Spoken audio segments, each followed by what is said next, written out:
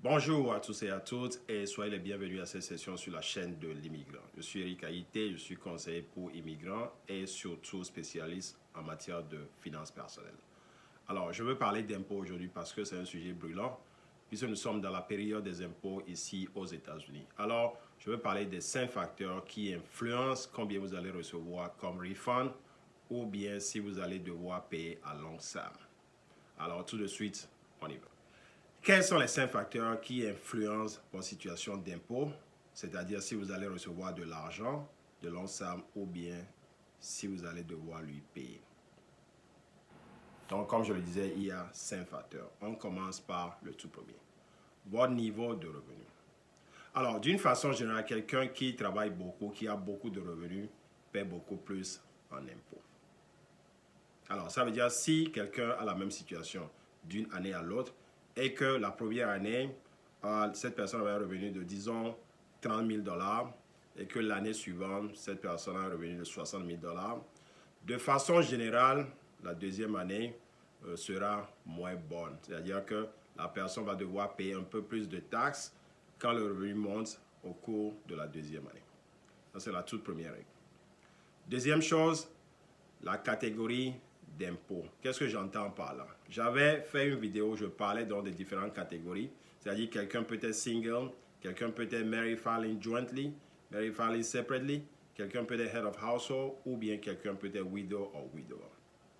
Alors, si vous avez une classe qui n'avantage pas beaucoup, comme les singles, vous allez devoir payer un peu plus ou bien avoir moins de refund.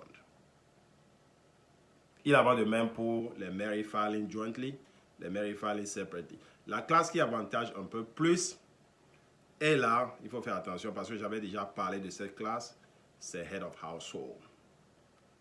L'avantage c'est quoi? C'est-à-dire qu'en fait, on vous donne beaucoup plus de déductions sur cette classe-là. Quand je parle de déduction, je parle de déduction personnelle, je parle de déductions qui sont des déductions standards. Alors faites attention, là je parle de Head of Household comme étant la classe qui donne beaucoup plus d'avantages, mais c'est pour des gens qui ne sont pas mariés et qui ont d'autres personnes à charge. Troisième chose, cela dépend du revenu de ce qu'on vous a pris sur le revenu comme impôt au cours de l'année. Alors bien entendu, le gouvernement prend de l'argent au cours de l'année sur votre revenu.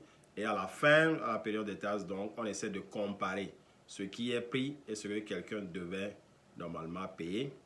Et si la personne a trop payé, on reçoit un refund. Si la personne n'a pas assez payé, alors cette personne doit à l'URSSAF. Le quatrième facteur dépend donc du nombre de personnes que vous avez à charge et aussi de leur âge.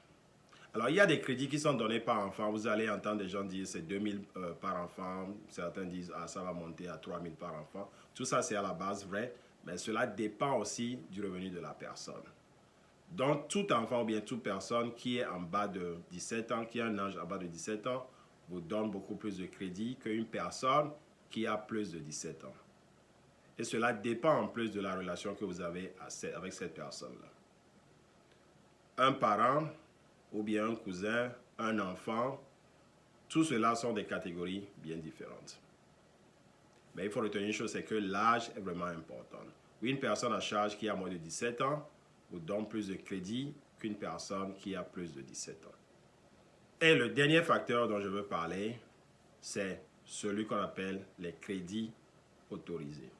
Alors, quelqu'un qui va à l'école, par exemple, on lui donne ce qu'on appelle des crédits d'éducation. Alors, quelqu'un qui a payé 2 000 par exemple, comme frais scolaires de sa poche, en général, va recevoir plus de crédit que quelqu'un qui a payé 500 $. Je vais faire d'autres vidéos, je vais rentrer plus en détail sur ces points-là. Donc voilà pour aujourd'hui, je voulais simplement parler des 5 facteurs qui vont influencer ce que quelqu'un reçoit en refund ou bien même si cette personne doit payer.